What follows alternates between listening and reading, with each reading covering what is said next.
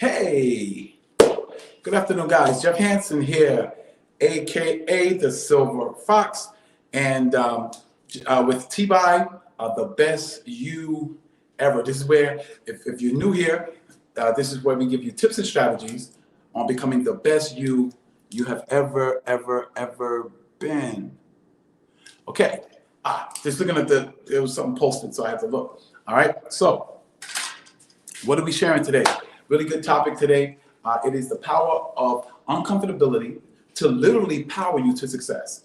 And a lot of times, what I do. I share tips and strategies, the things I've learned, things I've learned from my mentor, and things like that help me really start to change and transform my life. And one of the things he taught me, he said this to me. He says, and it was so funny. He says, "Jeff, do you notice that people that are unsuccessful strive to be comfortable, and people that are highly successful strive to stay uncomfortable?" And I thought about that and I said, yo, that's really powerful. And then he told me, he says, "Jeff, don't you understand that when you're comfortable, you won't move?" And then I thought about a story I'd heard about an individual, if you're in the bed and it's late and you're in the bed and it's a cold night and you got that nice comforter on you and you're nice and warm and you're nice and comfortable, the last thing you want to do is move. The last thing you want to do is go to the bathroom. The last thing you want to do is get up and, we got remotes now and I show you how old I am, But the last thing you want to do is have to get up and do something because you're comfortable, you're warm, and you're comfortable. But on the other hand, let's say you're in the bed and it's a cold night and you have that one sheet on you and you're cold. What does that also mean? That means you're uncomfortable. That will make you get up and go find that comforter. That will make you get up and go turn the heat on or something. It'll make you move. Uncomfortability there's something called inspirational dissatisfaction, meaning whenever you are dissatisfied with something, that's when you have the power to move. That's when you have the power to change it. Because and mind you, there's levels. Because there's also a story I remember about a guy, he's going cross country.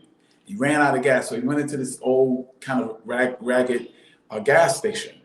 And he went in there to get some gas. And as he was coming in, he heard this sound, oh.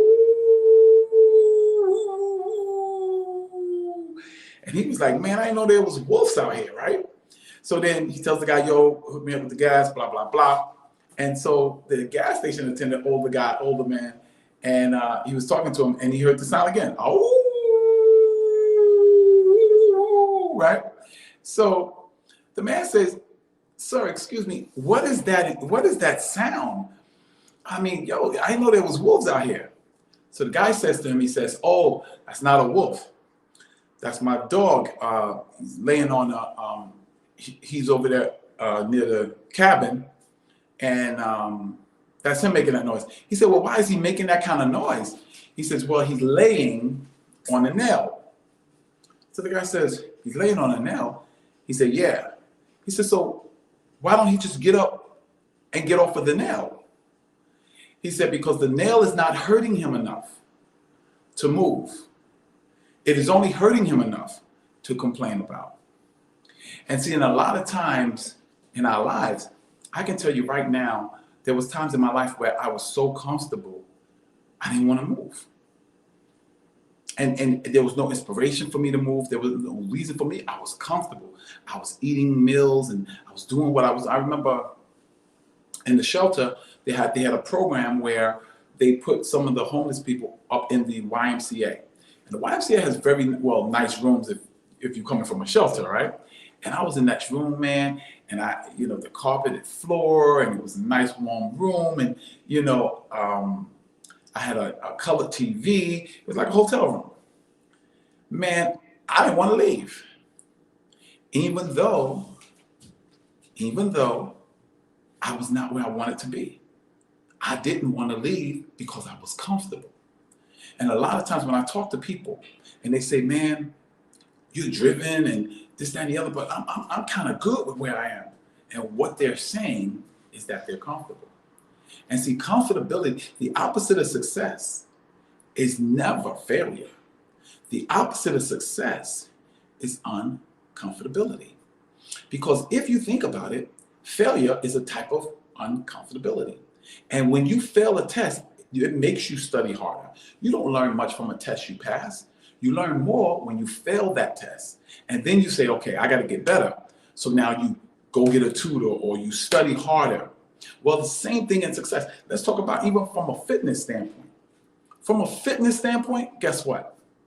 Until you look in the mirror and you can't stand how you look or how you feel, or the doctor tells you, give you some bad news, there's not enough uncomfortability in your life to make you move or to stay consistent with a commitment that you're making to yourself. And I'm going to tell you that the power of uncomfortability, what it does is it takes that comfortability and kicks it right out the door. It makes you get up and do something because I can't take this anymore. You be in that relationship, it gets to a point where I can't take this anymore. That woman that's being beaten or whatever.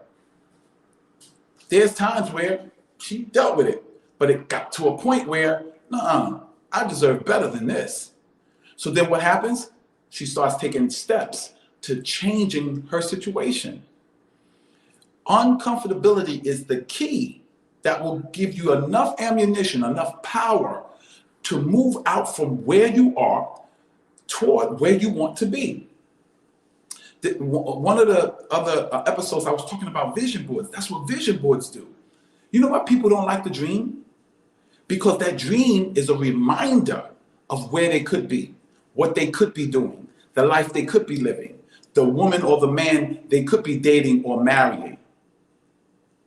And that's why they'll take it down.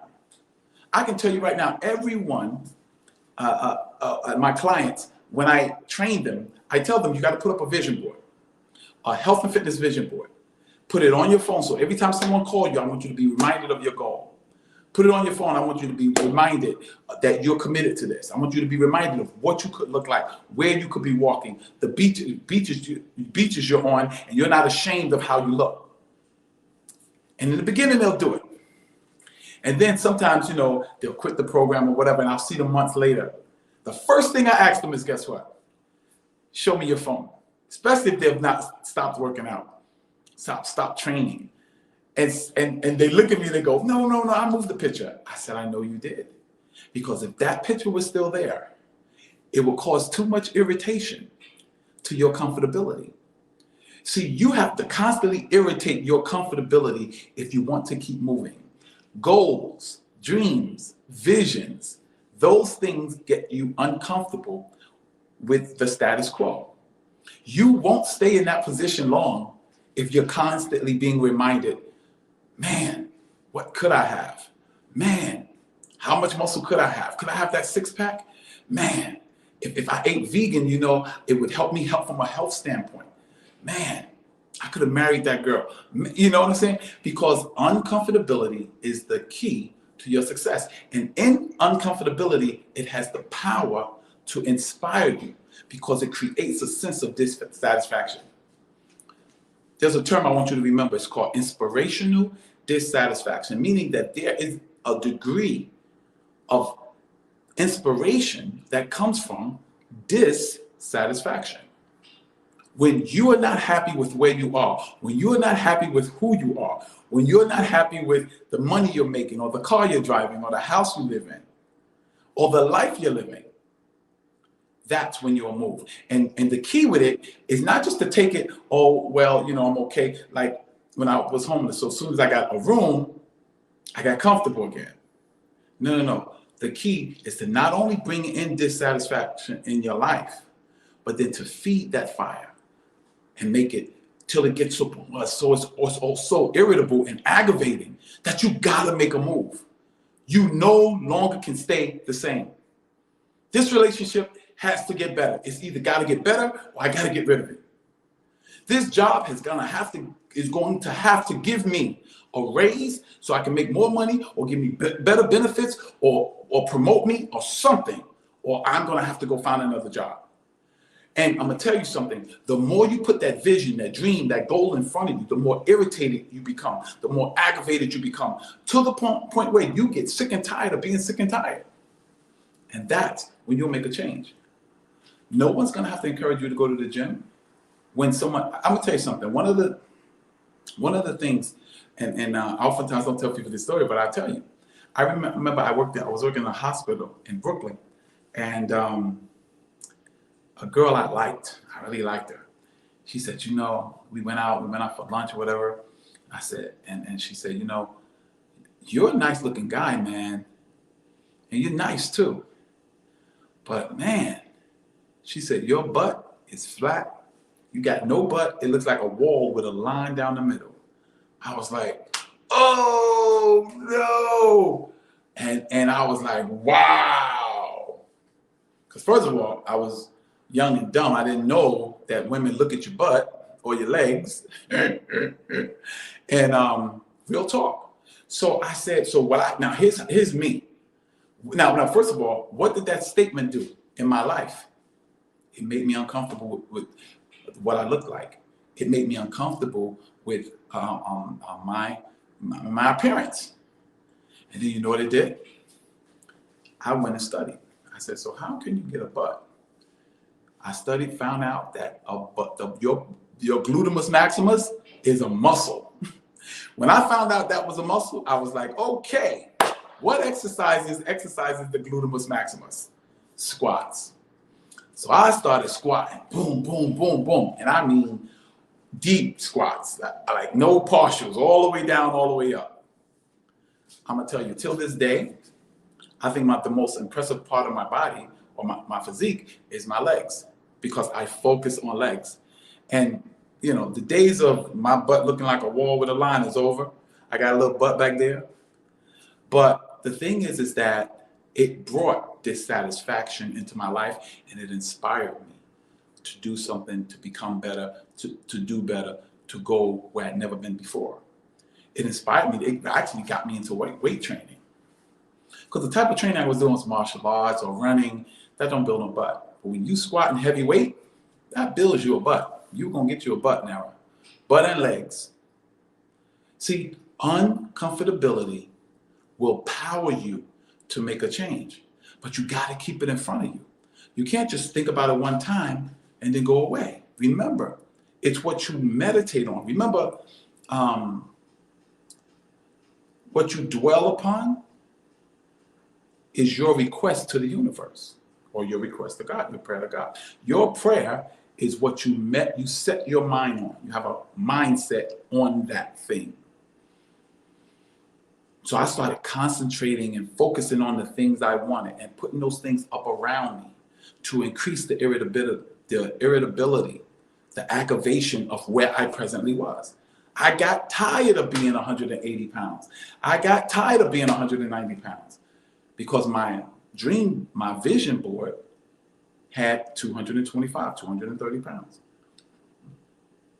So I got tired of it. And the more tired I got of it, the more I drove, the more I was inspired to do something different.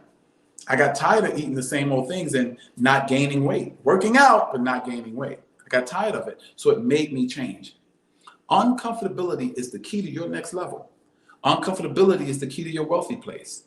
Uncomfortability is the key to your relationship becoming better, because you'll do one or two things. You either lead a relationship, or you sit down with your mate, your spouse, whoever it is, and say, listen, let's work on this, because we both love each other and we want our relationship to work. So let's do something different.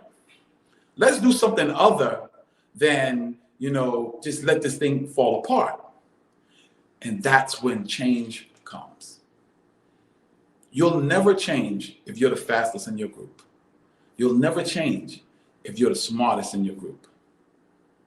You should always strive to be around people bigger, better, smarter, wealthier than you are, because that inspires, that it creates a sense of dissatisfaction. Now, you're going to enjoy some things in your life. I'm not saying don't enjoy some things in your life, but I'm saying keep some goals out there and things like that, so that there's areas of your life that you'll still strive for, that you'll still move toward. You see what I'm saying? Don't let, as Bane said in Batman, I know some of you guys don't watch the movies like that. But in the movie, The Dark Knight Rises, Bane, who's the bad guy, was fighting Batman. And as he was beating Batman up, he told Batman, he said, yo, we've been trained by the same guys. So why am I beating you? Because your success has defeated you. And what he was saying to Batman was, you got comfortable fighting gangsters and beating up gangsters and beating up muggers and stuff like that. Now you're coming against someone that's trained like you, your next level. And guess what? You're not ready. See, it's better to be prepared for an opportunity that isn't there than to have the opportunity and not be prepared. The power of uncomfortability to power you, or let me put it like this, empower you to succeed. You know what the word blessed actually means? It means empowered to prosper. Well, I'm telling you, a state of uncomfortability will move you towards your goal. A state of uncomfortability will get you to your next level. You won't even have to worry about running out of gas or using willpower. No. Because every time, just like that dog, you don't want to be that dog constantly complaining about your situation, constantly complaining about your health and fitness, constantly complaining about your weight, constantly complaining about your relationship or the money you make or the job you have or the place you live. No. Why keep complaining? Why not get up off the nail and go lay somewhere else? Why not find something that's going to satisfy you a little bit? And then set a goal to go even beyond that. See the difference with the average basketball player and a Michael Jordan is that Jordan always shot for more. If he got you down by 10 points, he wanted to beat you by 20. If he beat you by 20, he wanted to beat you by 30. If he beat you by 30, he wanted to beat you by 50. That's why he's the GOAT. That's why he's the greatest ever. And I know some people may disagree, LeBron James, Kobe Bryant. That's all well and good. I have my opinion, you have yours. Hey, I respect that.